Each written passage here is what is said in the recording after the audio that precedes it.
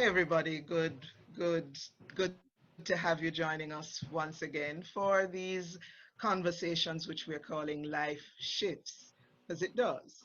I'm Carol Narcisse, And I'm and we Charlene Fagan. and we have with us. We're so excited to have with us Professor Wendel Abel.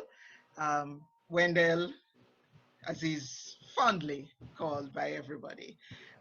Dr. Abel is Professor Abel is Professor of Psychiatry, as you know, and always just so down to earth and grounds that he's our favorite go-to psychiatrist when we want to just have a chat. And so for this conversation, you know, we're all trying to cope with with the pandemic and what's occurring, and it's coming closer and closer to home for some people.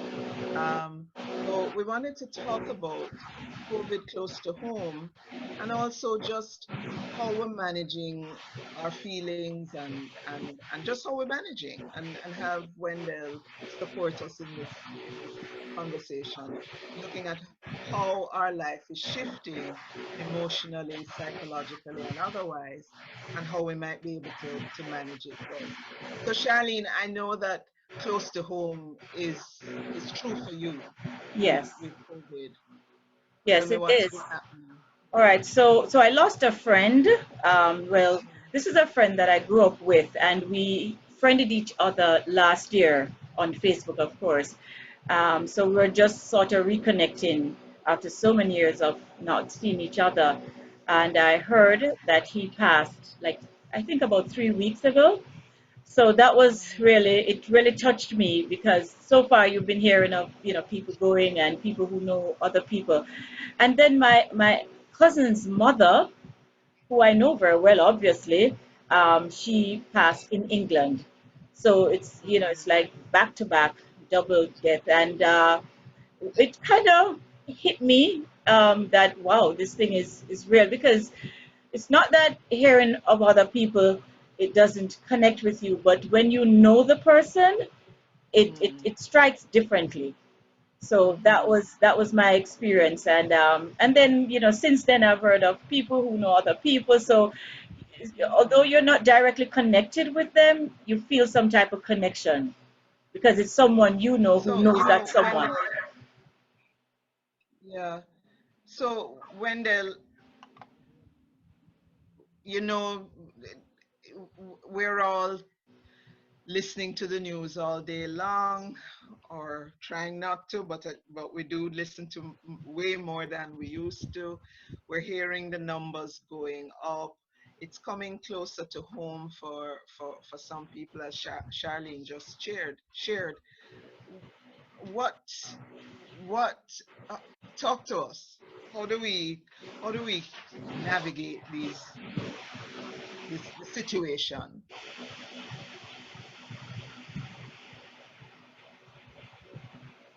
I have a feeling Wendell is on mute.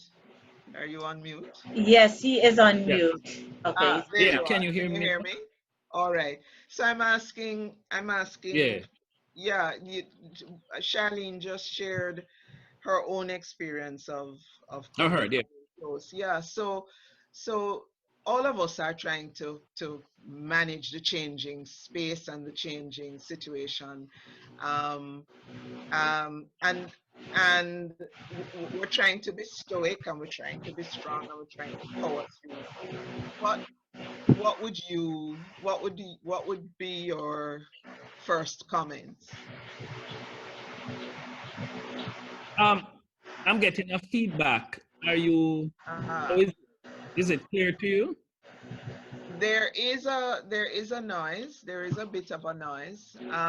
Maybe so. You both have your have you muted? Yes. So let's mute. Let's both mute Charlene. So and see. Let's. Yeah, that's much better. Okay. Well, firstly, it's a pleasure sharing with you this morning. Our world has indeed shifted, and these are unprecedented times, they are uncertain times, they are challenging times. And with the challenges and uncertainty come, they bring with them a lot of things to different people. For some persons, closure of school, we have to be functioning more at home. For some persons, it's about job loss, having to work at home. For people who operate business, it's about the possibility of, well, for them, it may be that the business is impacted in a negative way, decreased earning. What will happen down the line in terms of the survival of your business? For many persons, financial crisis. In a broader sense, the impact on the economy. In Jamaica, we know a significant number of persons I shouldn't say significant, almost all persons who are affiliated with the tourist industry, which is our major source of income, would be affected in a negative way. The elderly persons, they have to be spending more times at home and limit visitors. That the crisis certainly has changed how we work, even how we worship, how we react with each other, how we react to each other, because of the physical distancing. We can't hug anybody anymore. You can't kiss anybody. You have to stay far from your friends and all of that. So our entire world has shifted. Increasingly, we're forced to be working online.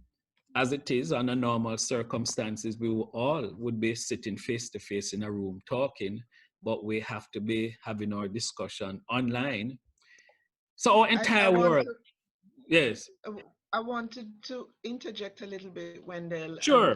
because just to say that when Charlene and I were talking about close to home, if you notice, we were focusing on, you know, life and death, right? Coming closer to home, and I'm really appreciating the broader context that you are encouraging us to take a look at all the ways and to be present to all the ways in which life has shifted. Because indeed, close to home is all of those things, right? All of us are experiencing one or more of those elements that you've just outlined. So it's not just one way in which it's close to home. It's close to home in multiple ways, and therefore impacting and impinging in all of these different ways. So yeah, I just wanted to acknowledge that in what you've just shared, and to bear in mind that that means we're carrying a lot. Everybody.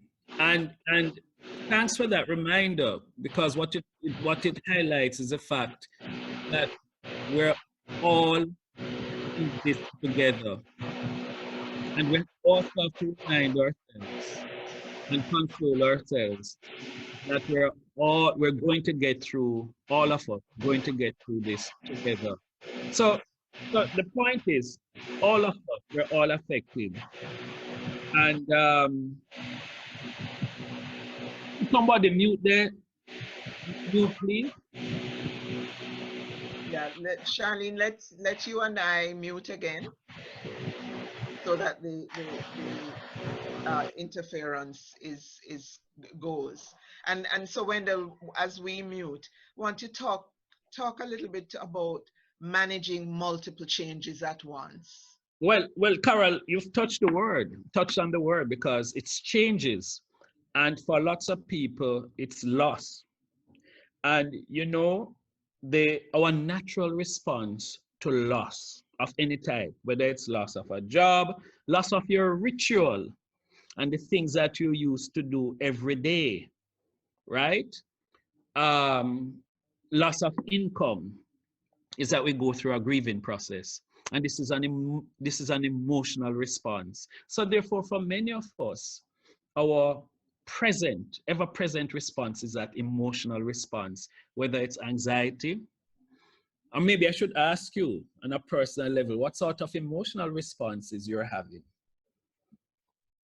Okay, I will take that on. For me, I am feeling a lot of anxiety, and I'm paying attention to that because I notice even in just regular task at home, I I'm not functioning the same way I once did. I'm noticing, like, if I'm doing the dishes, for example, I'm, I, it's like I'm off. My equilibrium is off. And I know it's the impact that this thing has on me. I personally have a little, my personal experiences. I'm away from my children. They're in Canada, I'm in Jamaica. And that is constantly in my head. I am like, will I ever see them again? When am I going to be able to see them? So it really throws off my equilibrium and creates a lot of anxiety for me. And and I'm paying attention to those anxieties and what triggers them. So yeah, that's what it does for me. It creates a lot of anxiety. And I'm normally a fairly calm person, but I'm getting a little jittery. I'm getting a little jittery. In my case, I would say that it's like being it's like being on on a bit of a roller coaster. There are good days when full of energy and positivity and hope, and this too will pass, and you've got a rational um, response and feeling for that day, and then the next day you're like, really? I'm so down in the dumps the next day. And then another day you're okay, you're getting through stuff, but there's this knot of anxiety in your stomach because some particular aspect may have taken on a larger dimension. My, I take care of the affairs and business of my 89-year-old mom. You have to think about her and her needs and so on. Plus all the other people around you. So it's not just you alone that you're having to manage the change for. I'm managing it for other people as well. And and then the other impact is brain fog. So for for those of us who are who I've always worked at home, but I'm clearly working at home more now. And one of the definite issues that myself and colleagues who are working from home are talking about is just this fog that you're trying to make your brain function through. And some days it just doesn't happen, and I just go on to, I leave it alone, come back to it when I can. So it's different emotions from one day to the next. I'm glad Carol pointed out the brain fog, Dr. Abel, because that has been happening to me as well. And I'm like, oh my God, am I uh, close to dementia? I mean, there are days when I'm not able to function. I'm like, what happened? Yesterday, for example, I couldn't find the remote for the gate. And I looked in some weird places for that remote, including the refrigerator. So it's like, everything is just, yeah, it's a bit much. It's a bit much, to say the least.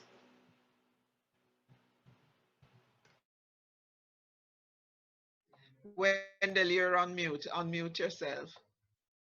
Sure. Yes. Sorry. I was saying that I'm glad you've shared with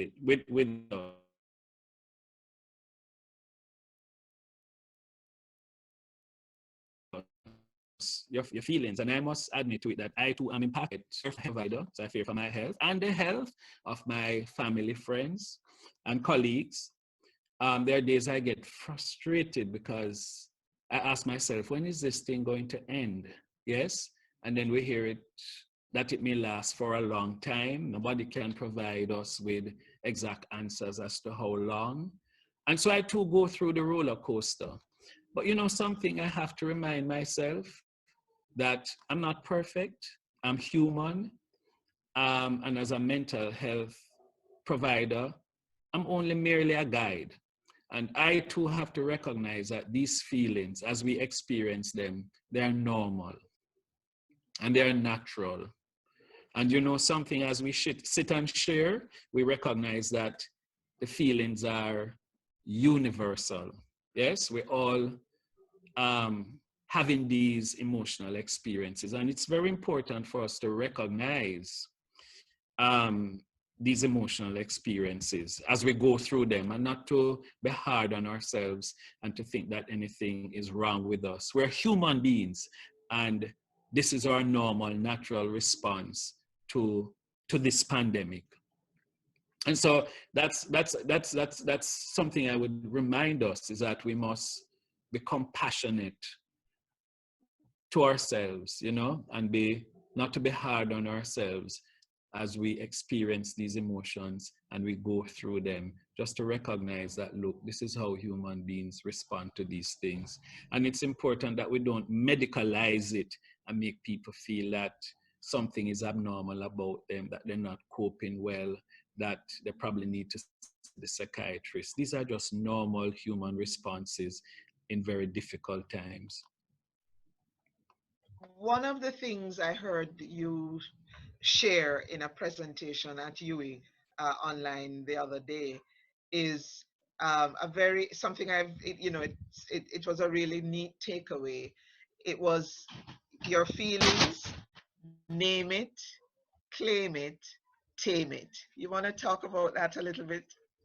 Yes, it's naming our feelings, you know, and especially for us in the Caribbean, we're not comfortable with feelings. We're not comfortable in expressing them. Many people don't even have a feelings vocabulary. If you ask them how they feel, let's say I feel away, they won't tell you I feel anxious, I'm feeling fearful, I'm feeling frustrated. So it's important for us to have this dialogue, because as we sit here, we're in fact naming our feelings. And as we name them, and remind ourselves that it's normal and natural for us to have these feelings. It allows us to claim them. It's our feelings, they're real as we experience them. And then to take it a step further, to be able to tame the feelings. Because if you're not naming them, you know, and you're not claiming them, sometimes you project your feelings on other persons and you run into a lot of problems. Yes. So the naming is important, the claiming, and also just taming the feelings. And there are different techniques that people use to tame their feelings. One, as we sit and have this conversation this morning, we've started out with these feelings. We're taming them just by expressing them and getting them out. Yes. What it does is that it kind of releases that valve. Yes. And so the feelings are not penting up inside of us, and we're less likely to go and project it on somebody else later in the afternoon. Other people use techniques like as they're at home, they're doing many things. People tell me that they've never cooked as much at home, and they're baking, and they're playing games, and they're in the garden and that sort of thing. And these are coping mechanisms that we're all using to deal with our emotional response. And these are techniques that we use certainly to tame the feelings. Other persons, because I mean, depending on their perspective in life, tell me that they're praying a lot. And that is, you know, they reach out to their own spirituality, inner spirituality. And that is what gives them that comfort and allow them to deal with their feelings and their emotional response. Other persons meditate, other persons are doing their yoga. In fact, somebody recently told me that they would go to their yoga classes on a regular basis, face to face. Now they're doing it online. Yes. So I encourage us that whatever works for us, you work it. If it works, you work it. But I come back to what Carol said earlier. And on the down days, we have to pause and remind ourselves that it's okay not to be okay sometimes. It's okay not to be okay. And we have to remind ourselves that is a big one. It's okay not to be okay. Wendell, these are all very doable and practical things. I want to bring into the space the women whose burden of care has increased exponentially. Their children are now at home. The homeschooling is mostly their responsibility, plus all the other tasks that they have had. If they work, and are working from home, they also now have that. There are some people, women with 3 children, 4 children, trying to do the homeschool, trying to do the paid work, trying to be the partner that they are to someone, to whoever their spouse is, etc., etc., etc. And remember the important one, still having to take care of your parents and possibly grandparents and your church sister down the road. So they Down the increase road. because they can't go shopping anymore, right? They're told to remain home.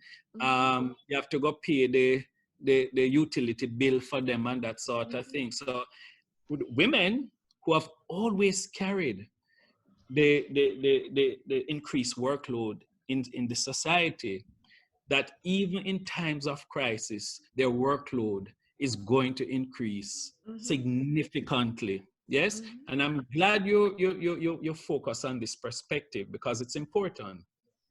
Because we take a lot of these things for granted and we do not remember the awesome responsibilities that women are expected to carry out, especially in times of crisis. So what can we say to those women managing all of that without space they may feel to even breathe, much less name, claim, and tame how they're feeling? How what can how can they manage this moment in a way that doesn't overwhelm them? Um, youth, yes, an important reminders for them to recognize where they are and the fact that they have to undertake a lot of responsibilities and work. They have to remind themselves. And this may sound trivial, but it's something I learned from my grandmother. I would notice every day as she goes through her routine, washing, ironing, cooking, and so on. At the end of the day, she would literally lift her head to the heavens and she would say, when men on earth have done their best, angels in heaven can do no better. And what I'm saying is, you have to pause every now and then and just pat yourself on the shoulder and just remind yourself that you're doing an excellent job. Yes? Um, and just be kind to yourself on that human level. But also, in doing that, you have to, outside that, I mean, given the busy schedule and the demands that are placed on you, you have to find time for yourself. It's very important. You know, it's difficult, but you know, it's often said a woman's work is never done, but the woman has to find time for herself. You have to find time to rest. Yes, and to retreat to your little private corner. Even if the house is noisy and people are constantly coming, sometimes you have to go into the bedroom and just close the door and just take some time out. Yes? And in doing that, it's important that you filter the news. I mean, I hope I'm not going off track, but filter the news and manage um, the news, because sometimes when you retreat to your own private space, you're turning on the television and the radio, and what you're hearing is what's happening in other country with 60,000 people dying and bodies piling up and that sort of thing, right? That when you take your private moments, manage the news and cut down on the negative things that are coming to you. Find practical ways to just deal with the stress and your life. I mean, just recently somebody told me what they do is that they play their favorite music when they take their little time out and they retreat to their little private space. One lady tell me is that, look here, I have an ackee tree in my backyard, and that's where I go and sit down sometime, and I just carry my phone with me or my radio, and I just, or whatever, and I play music or I tune into some music, and that is how I just relax myself. And while I'm doing it, I ask people to just give me those few moments for myself and to myself, right? The other things that we can do, I think, especially in these periods of in which we have to be distancing ourselves, is to maintain connections. Yes. And every time I touch on this topic, I always say to us, let's pause on a daily basis and just reach out and just touch somebody's heart. Yes. Whether it's picking up a phone and calling somebody, or shouting across the fence to your neighbor and say, how are you doing this morning? I'm glad to see you. We're alive. Let's be thankful.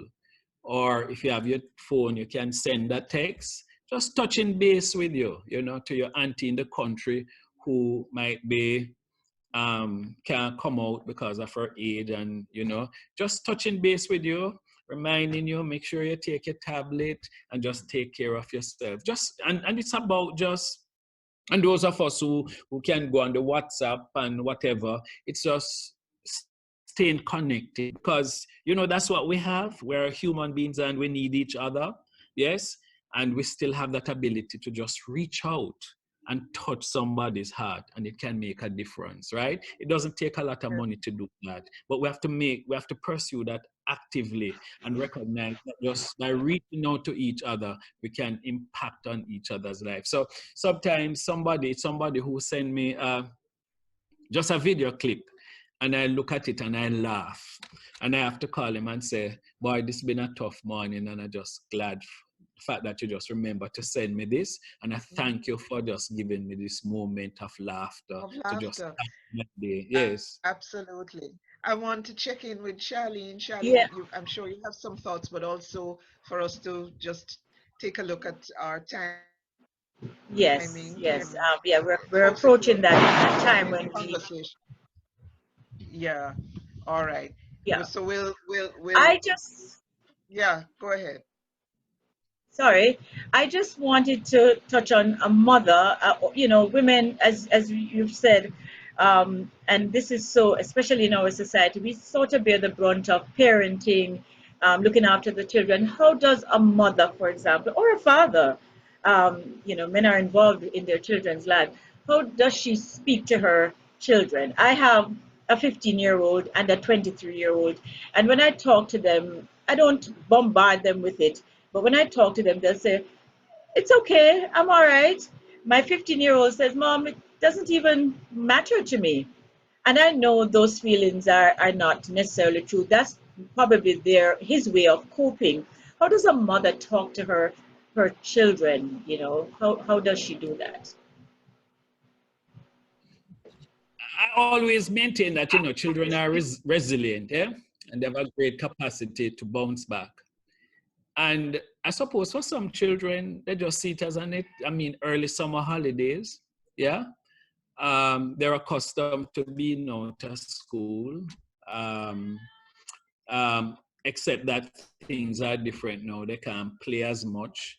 They can't go on the football ground, or they can't go play the netball or visit their friends as much, because so it must be very difficult for them. Many children are still having to do their schoolwork, and they're preparing for exams and so on.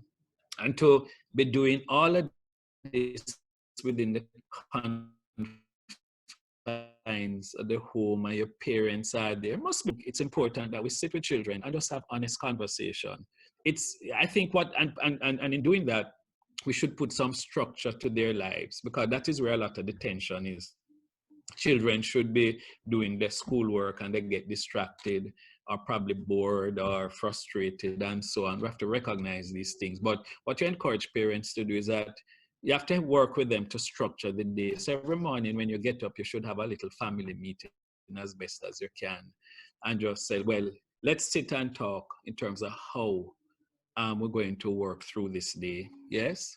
And that it's important for you to spend so many hours doing your schoolwork, And in between, we're going to organize for you to have some break, to do some things, play games or do something, but have discussions with them as best as possible. This may be new for a lot of families, yes, but I think the communication is certainly important, rather than us, because a lot of times what we do is spend a lot of our times reacting negatively to children, yes. Um, we only respond to them when they're not doing the schoolwork, or you see them sleeping, or they're on their phone doing something else when they should be doing the homework. We have to first help them to structure their day, and two, praise them when they do things in a positive way. That's very important. Children live for praise and they live by praise. And we have to spend a lot of time to just acknowledge the good things that they're doing. When you say you do it, you say, look, you're proud of you. I say you complete the math homework. Very good. Or I'm glad to see you doing the English exercise. You make me feel so good. I'm proud of you. And at the end of the day, to say to them that I really want to thank you for how you've really worked through the day. You do your homework, you came into the kitchen and you helped me to wash the dishes, and I noticed you weren't spending a lot of time on the phone today. Praise them.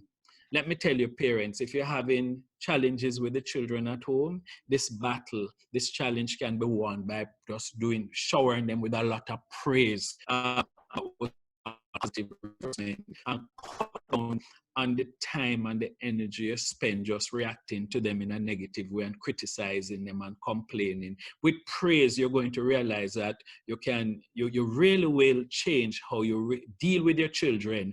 And because they live for your praise and they live by your praise, you're going to realize that when they wake up tomorrow morning, they're going to want to do the things that will get your praise and your affirmation. Part of what Charlene's question was also dealing with, as far as I understood it, was having the more the conversations about what's occurring, and how to manage those conversations, especially when the young people are in young people mode, which is, oh, that is, I'm fine, it's not a problem, I'm what, this, oh, we're good. And I think the question then is, should we force them to have conversations about COVID and what's occurring, or should we go with the flow that they are on, which is you talk to them about it, we ask them, how are you feeling, what are you thinking about what's going on. But if they say to us, oh, it's not a big deal to me, should we press the matter, is part of, I think, what the question is.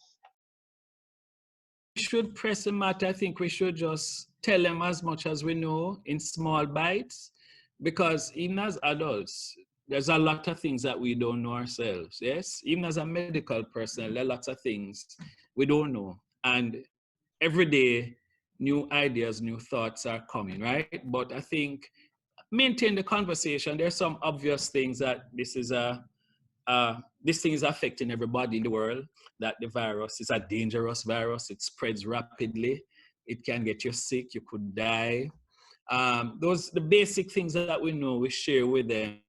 And it's because of that schools have to be closed.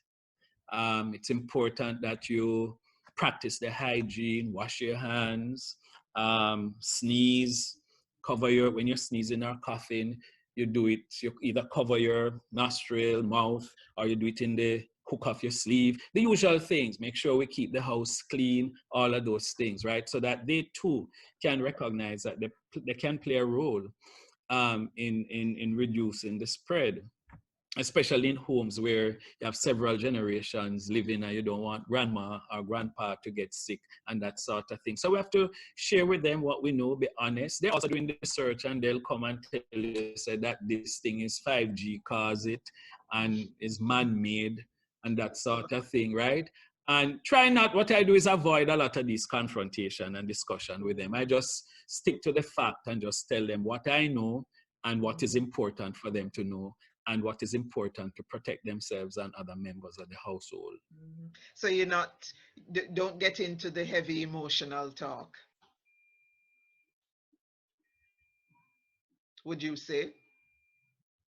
No, don't don't get into it. You choose your battles, and you have to choose them very well.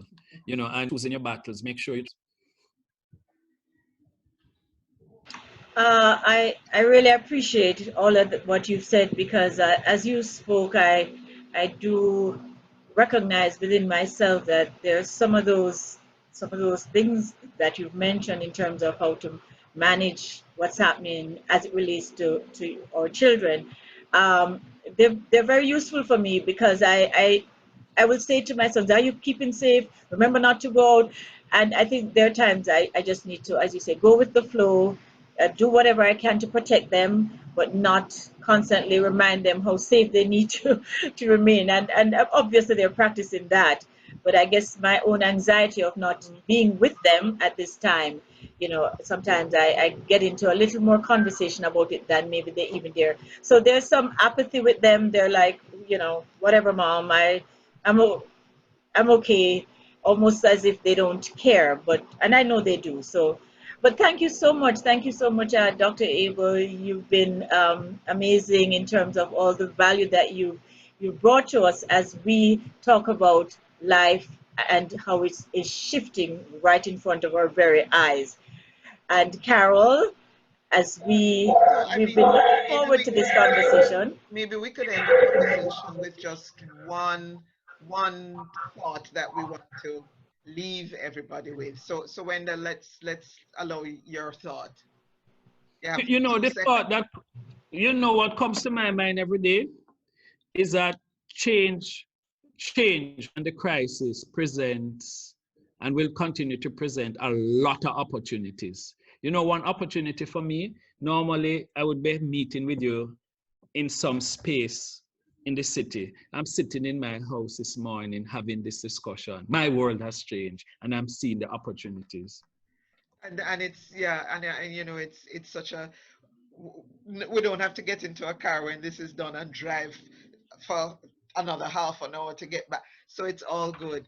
Listen, we thank you so much. I want to just reiterate, my closing, we need to name our feelings, claim our feelings, and do whatever works for us to tame those feelings. Carol Narcisa, we thank you as always for joining us in this conversation about how life shifts and what we can and how we can navigate the shifts.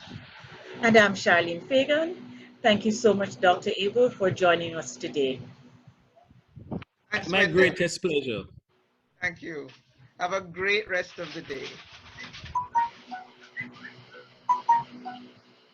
And remember, we're all in this together, and we will all get through this together. Thanks. Absolutely. Thanks for that Absolutely. reminder. Thank you.